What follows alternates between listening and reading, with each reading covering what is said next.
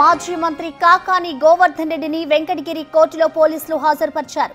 అక్రమ మైనింగ్ కేసులో నిన్న కాకానిని బెంగళూరులో అరెస్ట్ చేశారు. ఇటు బెయిల్ కోసం ప్రయత్నించినప్పటికీ ఏ కోర్టులో సానుకూలంగా తీర్పు రాలేదు. ఈ పరిస్థితుల్లో కాకానిని పోలీసులు బెంగళూరులో అరెస్ట్ చేసి విచారణ చేశారు. మరిన్ని వివరాలు మా ప్రతినిధి సురేందర్ అందిస్తారు.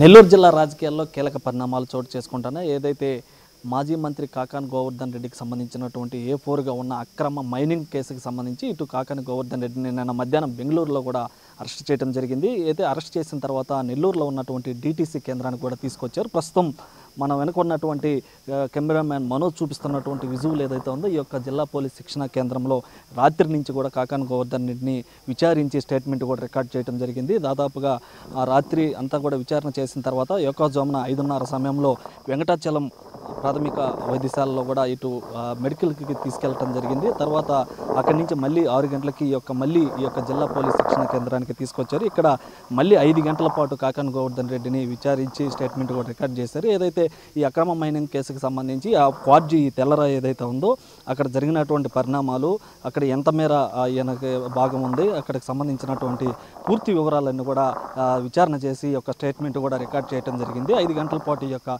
విచారణ అయితే ఈ యొక్క జోన్ నుంచి కూడా పూర్తిగా జరిగింది. అయితే తర్వాత ఇక్కడి నుంచి నేరుగా కూడా వెంకటగిరి కోర్టులో మెజిస్ట్రేట్ ముందు కూడా హాజరుపరిచేందుకు 10 నిమిషాల కిందటే కాకాని గోవర్ధన్ రెడ్డిని కూడా వెంకటగిరికి తీసుకెళ్లడం జరిగింది. అయితే ఇటు పొదలకూరు వరదాపురం వద్ద ఉన్నటువంటి రుస్తుం మైన్స్లో దాదాపుగా 250 కోట్ల మేర అక్కడ ఉన్నటువంటి 61,000 మెట్రిక్ టన్నుల క్వార్జీని కూడా తెల్లరాయనంతా కూడా తరలించారని చెప్పి ఇటు కేసు పొదలకూరు పోలీస్ స్టేషన్లో కేసు నమోదై ఉన్నటువంటి నేపథ్యంలో ఈ కేసు కూడా అక్కడ ఉన్నటువంటి మైనింగ్ ఏడీ బాలాజీ నాయక్, అదేవిధంగా కొంతమంది ఫిర్యాదు మేరకు కూడా ఇటు పోలీస్ స్టేషన్లో కూడా కేసు నమోదు చేయడం జరిగింది. కేసు నమోదు చేసిన తర్వాత కాకాని గోవర్ధన్ రెడ్డి A4గా ఉన్నటువంటి నేపథ్యంలో కాకాని గోవర్ధన్ రెడ్డిని విచారణకు హాజరు కావాలని చెప్పి కూడా 3 సార్లు నోటీసులు జారీ చేయడం జరిగింది. 3 సార్లు నోటీసులు జారీ చేసినప్పటికీ కాకాని గోవర్ధన్ రెడ్డి మటుకు ఈ యొక్క విచారణలకు అయితే హాజరు కాలేదు.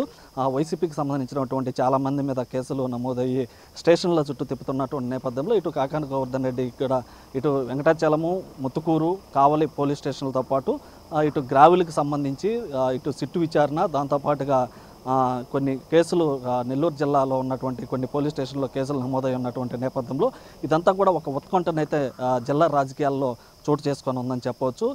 ఇటు ఈ రిమాండ్ ఈరోజు కోర్టులో హాజరుపరుస్తున్నటువంటి ఈ రిమాండ్ ఎన్ని రోజులు ఉండబోతుంది ఏమిటని చెప్పి కూడా ప్రజలంతా ఎంతో ఆసక్తిగా ఎదురు చూస్తున్నటువంటి పరిస్థితి ఉంది. అయితే ఇటు భారీగా అక్కడ క్వార్జీని తరలించడమే కాకుండా అక్కడ ఉన్నటువంటి గిరిజనులను కూడా బెదిరించారని చెప్పి, అదేవిధంగా భారీ పేలుడు పదార్థాలను కూడా ఉపయోగించారని చెప్పి ఇప్పటికే పొదలకూరు పోలీస్ స్టేషన్లో కేసు నమోదు అన్నట్టు నేపథ్యంలో ఇటు విచారణకు హాజరు కాకపోవడం, అదేవిధంగా సుప్రీంకోర్టు, హైకోర్టులో కూడా బెయిల్ రాకపోవడం, ఈ యొక్క క్యాష్ పిటిషన్ కూడా హైకోర్టులో జూన్ 16కి వాయిదా వేయడంతో కూడా ఇటు కాకానికి కోర్టుకి వెళ్ళినా కూడా ఊరట లభించలేదని కూడా ఒక చర్చ అయితే జరుగుతూ ఉంది. అయితే ఇటు మొత్తం మీద కాకాని గోవర్ధన్ రెడ్డి కేసుకి సంబంధించి ఈ రోజైతే 60 రోజుల తర్వాత ఈ యొక్క కాకాని గోవర్ధన్ రెడ్డిని అదుపులోకి తీసుకొని విచారించి స్టేట్మెంట్ అంతా కూడా రికార్డ్ చేసి అక్కడ జరిగినటువంటి పరిణామాలు, ఎలాంటి క్వార్జీ తరలి వెళ్ళింది, ఎక్కడికి పంపించారు అన్న విషయాలను కూడా పూర్తిగా క్షుణ్ణంగా ఈ యొక్క విచారణలో కూడా స్టేట్మెంట్ రికార్డ్ చేసినట్టుగా మనకి పోలీసుల నుంచి అయితే సమాచారం తెలుస్తుంది. అయితే ఇటు మొత్తం మీద కాకాని గోవర్ధన్ రెడ్డి ఆచూకీ కోసం పోలీసులు